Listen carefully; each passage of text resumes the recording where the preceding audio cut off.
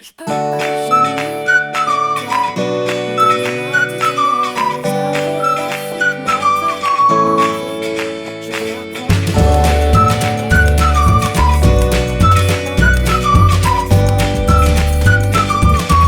la fuite, mauvais. Je veux apprendre dis-moi et réserver la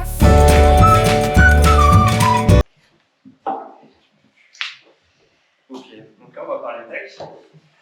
Donc on sait qu'on parle PHP généralement ici, mais du coup c'est un sujet qui concerne un peu tous les langages et toutes les plateformes. Donc on va parler d'intégration continue et déploiement continu. Donc je suis Pierre Boissineau, responsable de l'équipe développement OFA. Je suis là depuis 6 ans, moi. Je ne compte pas les années. Et Lucas. Ouais, donc moi je suis Lucas Mirlou, je suis développeur full stack depuis 3 ans, un peu plus au phare. Je m'occupe aussi un petit peu des problématiques DevOps et transverses. Et du coup, comme vous le voyez, on s'est autoproclamé YAML expert, respectivement sur la partie GitHub pour Lucas et puis moi sur la partie GitLab. Parce que du coup, vous allez voir, je ne sais pas s'il y en a qui font de la CI/CD en YAML ici, à main levée. Ok, on est tous dans la même galère, donc plutôt dans l'endroit. Donc on écrit beaucoup de YAML et puis on a des définitions différentes, donc c'est l'enfer. Let's go. Ouais. Alors, du coup, dans un premier temps, on va vous présenter dans quel environnement basique, classique dans lequel on produit.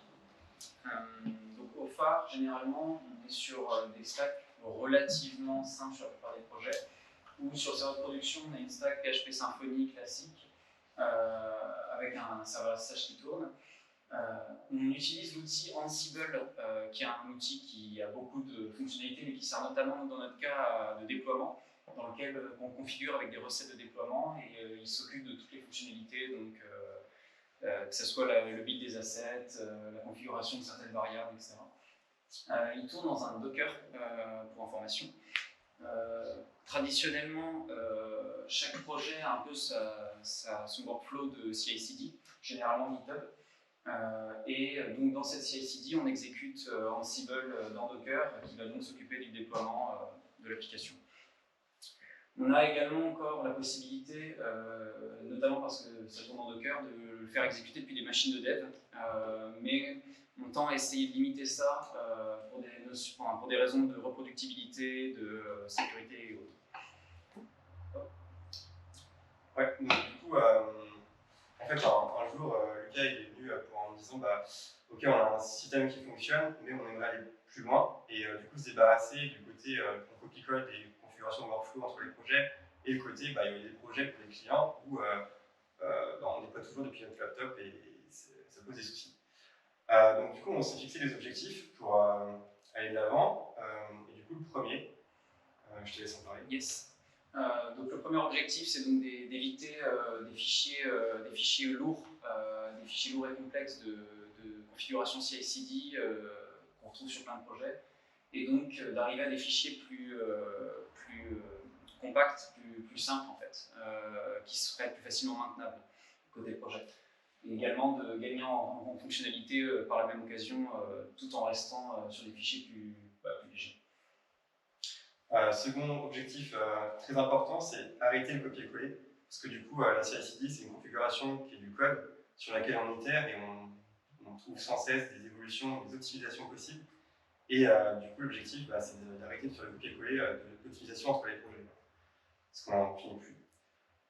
Un autre objectif, c'est de pouvoir d'arriver à diffuser les bonnes pratiques, les optimisations, les conventions, les standards sur toutes les CI/CD de nos projets de manière centralisée.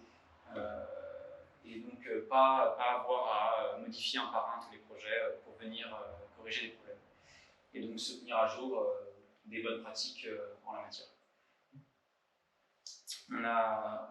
On souhaite également généraliser et mettre en place sur tous les projets des checks de sécurité, par exemple SCA pour vérifier les vulnérabilités sur d'éventuelles dépendances. Et donc voilà, la mise en place de CI/CD réutilisables simplifie grandement ça. On a juste à rajouter les conditions d'exécution d'intervalles réguliers ou au push, et puis ça tourne. Ok, donc tout ça, en fait, c'est bien d'avoir dit les objectifs, mais du coup, on va présenter les contraintes dans lesquelles qui sont appliquées à notre contexte du phare. Et la première, du coup, c'est la notion de DevOps, et du coup, plus de Dev plus Ops. Au phare, en fait, on est tous full stack en gros, mais on a chacun des spécificités, et on ne demande pas à un développeur d'être Ops, d'avoir les multiples casquettes, mais dans la réalité, il y en a qui ont les deux casquettes.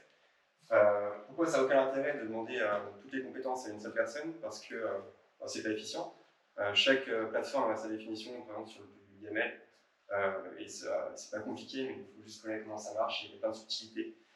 Donc en fait, on a fait le choix de dire un tel est référent sur cette plateforme-là, et le dev en fait comprend, mais n'est pas obligé de se tenir à jour sur la notation de la CI/CD, on va dire. Donc voilà, donc pour ça, en fait, le travail du dev, on attend juste qu'il bouge, et puis le reste, on s'en occupe pour les autres. Je pense que c'est globalement comme ça que vous fonctionnez aussi, sans doute. Je porte un point d'attention là-dessus, c'est que vraiment une équipe performante pour le phare, ça vaut des personnes qui ont des spécificités différentes. Elles se complètent. C'est pas des gens qui savent faire la même chose. Pour donner un ordre d'idée, on a des équipes très petites, entre 2 et 8 personnes. Donc voilà pourquoi aussi. Ensuite, du coup, on est une agence, donc on travaille pour des clients différents, des projets différents. Donc, on a un changement de contexte quotidien, donc dans des stacks différentes, des versions différentes de stacks. Donc, il ne faut surtout pas qu'on puisse déployer que manuellement, parce que le jour où celui qui déploie d'habitude n'est pas là, pour raison X ou Y, on est dans le pétrin. Et du coup, nous, on voulait se débarrasser de ce gars-là, en fait, de ce gars-là qui est là pour déployer, et sans qui on ne peut rien faire s'il y a un bug ou un souci. Donc, du coup, on va faire un petit clin d'œil du coup à la dernière conf que Romain tu as présenté. Parce que du coup on a vraiment une épine dans le pied qui est de faire, on n'a pas le choix de faire du GitHub et du GitLab de par nos clients. Et du coup il faut savoir que la dernière conf à FLUP, Romain a présenté l'outil Dagger qui promet de gérer les CI/CD collectives en local avec le langage de votre choix et plateforme agnostique. C'est pas collection ready, donc on n'en parlera pas ce soir. Et tu l'as déjà très bien fait, mais je vous invite à peut-être, je sais pas si partager des slides, on va en discuter après avec Romain. Et donc finalement, en tant que dev, ce qu'on veut dans une équipe, c'est une CI/CD qui est plug and play, des chiffres parce que j'ai oublié, adapté à la stack du projet, et dont le déclencheur reste personnalisable, parce que dans chaque équipe, on a des règles qui définissent quand est-ce qu'on déploie. Tout le monde ne déploie pas en continu forcément. C'est des choix qui sont propres à l'équipe. C'est une discussion entre le PO, le client et l'équipe de développeurs, et c'est pas l'outil qui va dicter la façon dont va fonctionner l'équipe, et c'est l'équipe qui va s'approprier l'outil. Donc ça, c'est important. Et je crois que j'ai fini les contraintes. Du coup, on va présenter la solution qu'on a trouvée sur les deux plateformes. Donc, il y a une sauce GitHub et une sauce GitLab. Juste à main levée, qui est chez GitHub et GitLab? Et les deux? Ok, donc il y en a très peu finalement qui sont chez les deux. Ok. Let's go. Vas-y, Lucas. Plus complémentaire. Donc on va commencer par GitHub, parce que nous, au phare, c'est majoritairement ce qu'on utilise. Donc, petit rappel pour ceux qui ne l'utiliseraient pas forcément. Dans l'écosystème GitHub, on parle de workflows, qui sont donc un regroupement d'instructions de tâches à faire. Donc là, c'est par exemple un petit exemple qui est sur le site GitHub. Et donc, généralement, au sein d'un workflow, on fait appel à des GitHub Actions, qui sont donc des sortes de commandes multifonctionnalités qui sont disponibles sur un marché qui s'appelle les GitHub Actions, et donc qui permettent par exemple d'installer PHP, installer les dépendances Node.js, ce genre de choses. Donc ça, c'était juste pour l'introduction. Donc GitHub, pour ce qui est de la réutilisabilité des CI/CD, propose deux approches. Une qui se nomme les Reusable Workflows et une qui se nomme les Composite Actions. Donc les Reusable Workflows se rapprochent plus d'une syntaxe de workflow classique si vous avez l'habitude d'en rédiger, on en montrera tout à l'heure. Ça, c'est une erreur. On peut en mettre autant qu'on veut, pardon, excusez-moi. on peut en mettre autant qu'on veut dans un seul des repos GitHub. Donc en fait, ils se mettent dans le dossier classique des GitHub Actions, pardon, des workflows, et on peut en mettre autant qu'on veut. Ça peut contenir plusieurs jobs. Chaque job et chaque étape s'affiche séparément à l'interface graphique de GitHub. Donc en fait, c'est transparent. C'est comme si vous aviez vous-même rédigé plusieurs étapes dans votre workflow GitHub de manière classique. Il y a une limite de 4 niveaux de profondeur de workflow réutilisables et de 20 workflows réutilisables différents. Donc en fait, si vous utilisez 4 fois le même, ça compte pour 1. Donc bon, nous, dans nos projets, ce n'est pas une contrainte. Pour l'instant, on ne risque pas d'arriver à ces limites-là. Donc les composite actions, elles ont une syntaxe assez différente des workflows. C'est plus près des GitHub Actions. Donc là, pour le coup, c'est bien une seule action par dépôt GitHub. Donc ça décide de faire un dépôt GitHub par action différente. Ça ne peut pas contenir de job. Et en fait, c'est logique parce que ça s'exécute en fait en tant qu'une seule et unique étape au sein de votre workflow. Donc vous perdez la granularité et le détail que vous pouvez avoir avec les reusable workflows. Donc là, il y a une limite de 10 composite actions par dépôt, donc utilisées dans votre projet à vous. Et ça ne peut pas utiliser de secret. Donc on peut les passer en tant qu'input, mais bon, c'est pas pareil. Donc un workflow utilisable, en fait, c'est très proche d'un workflow classique. Donc ça prend en entrée des inputs, des secrets, et on configure les triggers s'il le faut. Et en sortie, ça sort des outputs. Nous, en fait, dans les workflows utilisables qu'on a conçus, via les inputs, on peut configurer certaines fonctionnalités, les désactiver, les activer, les rendre facultatives, donc en fait les autoriser à échouer, en fait, et que la suite du workflow continue quand même à s'exécuter. Donc je vais vous montrer un avant-après. Donc attention, il va y avoir du YAML. Donc là, c'est en fait une tâche de build. Là, on a une tâche de déploiement pré-prod et la prod. Bon, on aurait déjà pu les mutualiser, mais généralement, elles ne l'étaient pas. Donc, le détail importe peu, mais concrètement, dans un projet final, voilà ce qu'on avait dans les fichiers YAML de CI/CD. On a ensuite donc créé un workflow réutilisable pour le build des assets Node.js. Donc, là, on a les inputs, donc forcément c'est un peu plus verbeux puisqu'il faut décrire la nature des inputs, donc leur type, leur valeur par défaut, leur description pour les développeurs. Ici les secrets, et ici les instructions, donc le contenu du workflow en lui-même. Forcément, contrairement à un projet final où on aura une seule possibilité, là il faut qu'on prenne en compte les différents cas d'usage dans les projets. Donc on laisse quand même certaines choses configurables pour que ça puisse convenir à tout le monde. Mais ensuite, l'intérêt, c'est que côté projet, on n'a plus que ça. Côté projet, en fait, on a juste à passer les variables, enfin les inputs, les secrets. On référence donc le chemin complet du workflow, c'est comme ça, c'est la syntaxe GitHub. Et on nomme également la version qu'on souhaite utiliser. Donc ici, on est en version V1 majeure, donc ça utilisera la dernière version en date de la V1 de ces workflows utilisables. Et donc ici, vous avez le penchant pour le déploiement qu'on a mutualisé en un seul pour la pré-prod et la prod, avec ici la condition sur l'une ou l'autre. Donc je laisse à Pierre la suite. Du coup, on va trouver beaucoup de similitudes avec GitHub sur GitLab. Donc on a le même choix entre deux choix s'offrent à nous. Le choix de inclure en configuration un fichier de configuration rose, ou alors d'inclure un CI/CD component. Quelqu'un avait déjà entendu parler de CI/CD component sur GitLab ou pas? Ok. Parce que généralement les actions ça parle à tout le monde, mais les CI/CD components c'est assez récent, je crois. Ça fait un an à peu près. Donc voici les choix. Donc le premier, quand on inclut un autre fichier de configuration, du coup ça se passe comme ça. En haut, en fait, on a un fichier dans son projet GitLab.yaml, et en fait en tête, on va inclure un autre fichier. Donc soit en absolu, soit en relatif par rapport à son projet. On peut en inclure autant qu'on veut. Et donc, du coup, les avantages que ça a, et ça, c'est par rapport à notre propre expérience que je vais vous le dire, c'est que c'est bien si en fait l'override dans votre projet est minime. Sinon, vous perdez le contrôle. Donc, du coup, je reviens tout de suite aux inconvénients. Donc déjà, le nombre d'inputs est limité à 150, mais en vrai, je vois pas dans quel cas on peut atteindre ça. C'est pas du tout une bonne idée. Il y a plus de 10 déjà, je pense.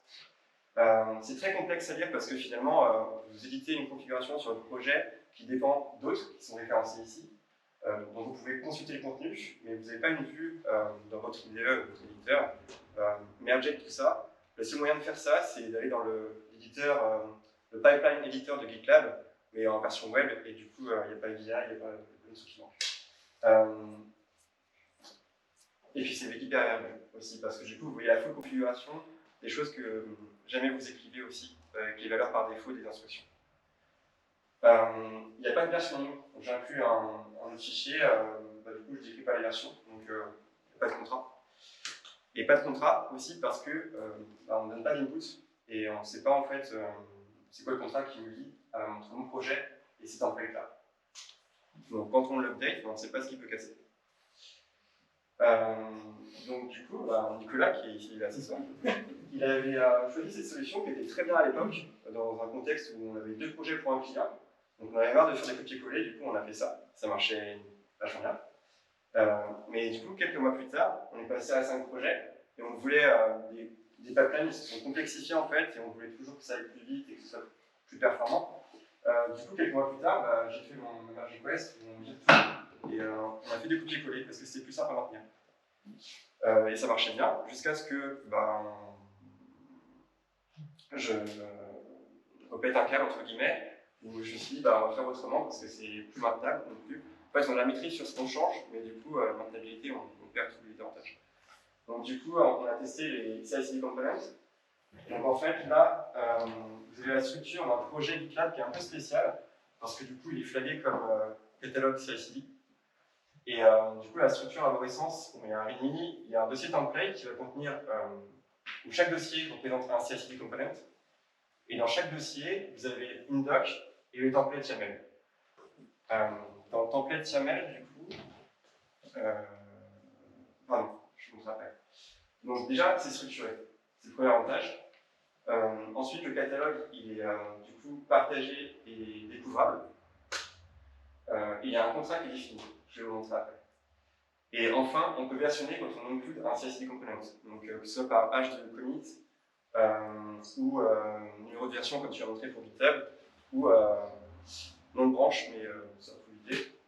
Et l'inconvénient de ces solutions-là, c'est plutôt que, en fait, à l'usage, alors c'est assez récent, c'est peut-être pour ça aussi, mais à l'usage, c'est horrible à débugger quand vous avez une erreur sur le projet qui vient d'un CI/CD component. La sortie d'erreur est pourrie.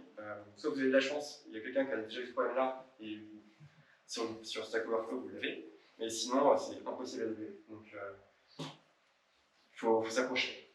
Donc à quoi ça ressemble? Donc là j'ai pris l'exemple en fait du composant de PHP CS Fixer qui est là. Donc je pense que ça vous parle. Et du coup, le template il est constitué de 2 parties. La partie spec qui va définir le contrat, donc avec les inputs, comme on a vu tout à l'heure avec GitHub en fait. Donc les inputs sont typés, il est là par défaut, etc., etc. Ça peut être des strings, des arrays et des clés valeurs, je crois. Et du coup, après, la deuxième partie, c'est en fait ce que vous voulez dans votre composant. Donc là, c'est un job qui va lancer PHP CSS Fixer. Et du coup, il y a une notation particulière pour utiliser les inputs. Donc, par exemple, l'input, on a une image, je le utilise ici. Voilà. Et là, c'est un exemple d'usage de ce composant-là dans une configuration de projet spécifique. Donc là, on a un include de plusieurs composants, dont CSS Fixer. Et là, j'ai mis la définition. Donc en fait, dans le projet, vous pouvez voir que je mets le lien à mon composant. Donc là, on retrouve le lien dans le projet qui est le catalogue de CSS Components, slash le dossier, donc mon component, et la version, donc là, c'est master, parce qu'on a des fous. Et du coup, le seul input que je renseigne, c'est des rules qui sont utilisés là, définis dans le job, qui sont définis plus haut, mais c'est des rules, mais c'est pas trop important, c'est une enchant qui est créée pour définir les triggers. Mais en soi, en fait, j'utilise toutes les valeurs par défaut parce que généralement, Voilà, à partir du moment où on utilise un fichier de configuration de notre projet, il n'y a rien de spécifique à voir pour PHP CSS. Et du coup, sur GitLab, quand vous allez sur le projet de CI/CD Components, en fait, grâce à la structure de l'arborescence des dossiers qu'on a vu avant, il est capable de faire une doc en HTML plutôt sympa. Bon, c'est très brut, mais ça existe. Et depuis un pipeline éditeur dont je parlais tout à l'heure, vous pouvez aussi parcourir les composants qui sont disponibles dans votre namespace en fait, en cliquant là-dessus. Donc ça, j'ai découvert d'ailleurs, ça ne marche pas parce que ça m'envoie sur le CSI catalogue de GitLab et pas celui qui est dans mon namespace. Donc je n'ai pas trop posé ce point-là, mais ça existe. Il y a quelques limites par contre avec cette solution. La première, c'est que du coup, on ne peut pas définir d'output. En quoi c'est utile? Parce que du coup, on pourrait, un peu comme un pipe, réutiliser l'output d'un composant par un autre et faire des trucs, je ne sais pas si c'est une bonne idée, mais faire des trucs. Et on ne peut pas le faire en fait. L'output que ça va faire dans votre projet et ça s'arrête là. Et après, il y a une question sur la sécurité. Désolé, c'est un peu petit. La sécurité et la fiabilité des composants que vous utilisez. Parce que du coup, là, je vous ai donné un exemple de catalogue qu'on a créé pour un client, pour ses projets en fait. Mais il y en a des publics. Et au-delà du versionning, en fait, qui vous dit que c'est pas malveillant. Parce que du coup, si vous oubliez de de masquer vos secrets, en fait, le job, il y a accès à votre code source. Donc, s'il veut faire une petite mise à jour pour faire d'autres trucs que ce qu'il est censé faire, rien ne l'empêche. Donc, je crois que sur gitlab.com, en fait, il y a un petit label approuvé par GitLab. Je ne sais pas ce que ça veut dire. Je n'ai pas posé parce que je n'utilise pas et c'est très récent. Donc, il y a beaucoup de trucs faits pour les ops. Donc, il y a beaucoup de trucs en Rust, en Go. Côté PHP, j'ai rien vu en public. Donc, voilà. La sécurité, quand même, c'est un sujet qui est important. Et pour info, du coup, ils ont lancé un truc en bêta c'était, je crois. Donc c'est les GitLab Step Components, donc c'est exactement la même chose que GitLab. Il suit. GitHub Action. Ouais, que GitHub Action, en fait, c'est le niveau d'en dessous. Donc en fait, là, on va pouvoir définir une partie de refacto, la partie scripting de votre job. Et ça peut être très intéressant. J'ai essayé, je me suis placé là-dessus. Par exemple, pour utiliser des instructions pour faire des composants install qui nécessitent au préalable une notification à un private packages par exemple, et du coup c'est plus ultra embêtant de répéter ça sur chaque job qui doit faire un composant install. Typiquement, nous on a du CSXer, on a du PHP Stan, on a plein d'autres trucs, du DeckTrack, et tout ça c'est des outils PHP qui utilisent un cache qui est calculé en main, mais on ne peut pas s'y au cache, donc il faut faire un composant install. Et du coup on doit répéter ce truc-là avec les mêmes options à chaque fois. Donc j'ai essayé de le mettre en step, ça marche pas du tout comme je pensais. Il a dit que c'est horrible, c'est trop bizarre, c'est pas pro de ready, et pour savoir comment coller le truc, il faut se balader sur les merge requests qui sont open chez GitLab. Mais au moins, ça va exister. J'aimerais juste faire un rollback Pierre parce que j'ai oublié une info très importante sur GitHub. Je suis obligé de. Je suis désolé. Voilà. En fait, j'ai oublié de vous préciser que la solution que je vous ai présentée, en fait, ce sont donc les reusable workflows. J'ai peut-être pas été clair là-dessus. J'ai testé rapidement les composite actions et je l'ai pas retenu. Je trouvais que c'était plus limité, pas trop adapté à notre cas d'usage où on fait pas mal de choses différentes. Donc en fait, je me suis concentré sur les reusable workflows. Donc tout ce que j'ai présenté par la suite, ce sont des reusable workflows. Personne d'ici. Voilà. Merci. Alors, du coup, on vous a présenté la partie GitHub et GitLab, et finalement, on a fait une slide pour vous dire, partager les problèmes qu'on a rencontrés et que sans doute vous aussi. Parce que finalement, c'est les mêmes. Donc, je ne sais plus si. Ouais, je te laisse ça. Donc, si vous faites de la CI, vous avez l'habitude, je pense. Tester, c'est pas évident. En tout cas, tester sans push au préalable. Donc, ça rejoint les problématiques qui étaient évoquées dans le talk précédent.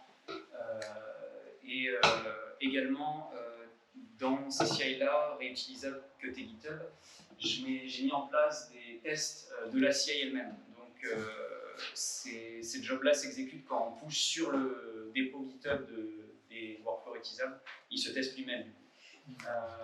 Et ça, j'ai trouvé ça assez facile à faire, ça se fait bien. Mais oui, ça nécessite quasiment tout le temps de push au préalable pour pouvoir vérifier. Tant qu'on a un IDE qui comprend la logique des GitHub workflows, workflows, on peut éviter pas mal de problèmes de syntaxe, de typage, de structure, mais il y aura toujours des problèmes qu'on ne verra pas à l'avance ou des erreurs de logique ou autre. Et surtout quand on est dans des contextes de fonctionnalités activables, désactivables, modulaires, etc., bah, tout de suite ça devient plus compliqué à prévoir. Donc ça rejoint donc le temps de feedback loop, hein. Forcément à chaque fois, si on doit attendre X secondes, minutes entre chaque couche, bah, ça ralentit le temps qu'il faut pour détecter les problèmes et les corriger. Un point auquel il faut faire attention, en tout cas nous on fera attention à ça, c'est le versioning, vu que les projets, un peu à la manière des GitHub Actions, on conseille en fait de les importer via des versions majeures, donc @v1 par exemple.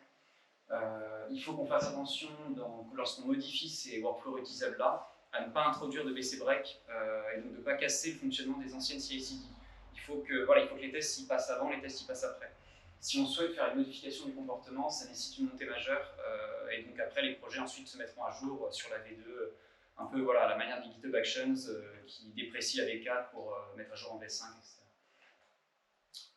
Tu avais un... Ah ouais. Donc du coup, si on pour conclure, au niveau des résultats, alors c'est pas du tout immesurable, donc du coup on n'a pas vraiment de mesure, mais on sait que le temps de mise en place est plutôt court. En fait, du coup, on est parti d'une situation, si je refais le début de la presse, où tous les projets n'avaient pas de CI/CD, par manque de temps et de budget pour s'y mettre, parce que tous les clients n'ont pas le moyen de payer quelqu'un qui fait ça. Du coup, en fait, là en ce moment, toutes les 2-3 semaines, on en met une en place. Pas que ça va mettre 3 semaines, mais en fait ça met 1 heure. Voilà, et donc on fait intervenir un Ops en main dans la main avec un dev ou le lead dev, et puis ça fonctionne bien. Donc le nombre de projets convertis augmente en flèche, avec le graphique très précis que j'ai mis. Ça donne des fichiers qui sont très concis, et ça c'est pour moi un des principaux objectifs qu'il fallait atteindre. En non mesurable, mais il faut quand même le dire parce que c'est très important. En fait, quand on dev sur un projet comme CI/CD, ils sont satisfaits parce que déjà ils en ont une avant qu'ils n'en avaient pas. Et quand ils en avaient déjà une, elle marche mieux parce que du coup, elle respecte l'état de l'art des workflows réutilisables qu'on définit. Donc, on est plus serein. Et mentalement, c'est du luxe. Et là, c'est un petit exemple de litige que j'ai fait sur un projet en utilisant du coup des CI/CD components. Donc mon de ligne, c'est pas vraiment un indicateur qui dit c'est mieux, mais il y a 400 lignes qui ont été effacées. Sur 300. Ouais, 300 lignes qui ont été effacées. Voilà, on a mis quelques références, elles ne sont pas complètes, mais voilà, si vous avez des questions, n'hésitez pas. Et puis on est là pour en discuter après. Voilà.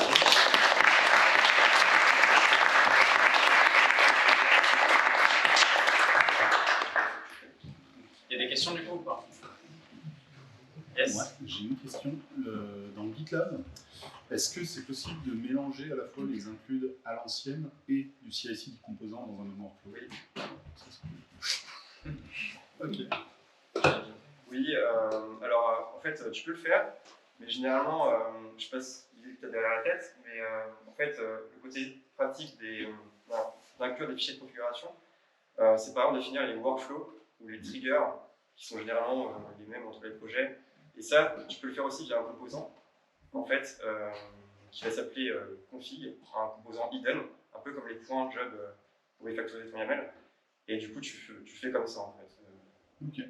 Donc tu peux inclure un component qui met ta config, genre tes variables, les feature flags que tu veux sur tes runners, le truc. Ouais, l'idée, c'est surtout pour les tester et peut-être voir si la syntaxe, la manière d'organiser le YAML est plus sympa avec versus l'ancienne méthode, pouvoir migrer progressivement par exemple, plutôt que de tout migrer d'un bloc. Ouais, exactement. Ok, super, merci. D'ailleurs, c'est ce qu'on fait. On commence par des refacto, mais on n'a pas une merge request qui enlève tout. Voilà. Merci. Oui. Dans le URL de la composante, elle était assez longue, et moi aussi je l'utilise depuis pas très longtemps. Et l'autre qui me l'avait installé, il me semble qu'elle était super courte, ça commençait par @component. Elle devait être déclarée au niveau du GitLab.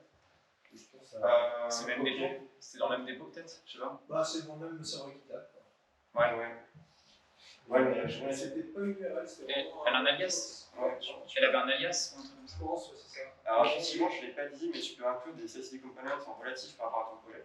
Donc, par exemple, alors nous, c'est vrai qu'on n'a pas trop les cas, mais dans les projets monorepo, clairement, tu peux voir cette configuration-là. Non, là, c'était vraiment à tous les projets, mais on avait une URL. Ok. Bon, après, peut-être que j'ai défini une variable et puis c'est ça que je l'utilise, mais voilà, je ne me suis pas fait tuer. Hein. Moi, j'ai l'impression que c'est un truc inclus dans le GitHub, en fait. Ok, je savais pas. Merci. Est-ce qu'il y a d'autres questions? Ok, merci. Merci.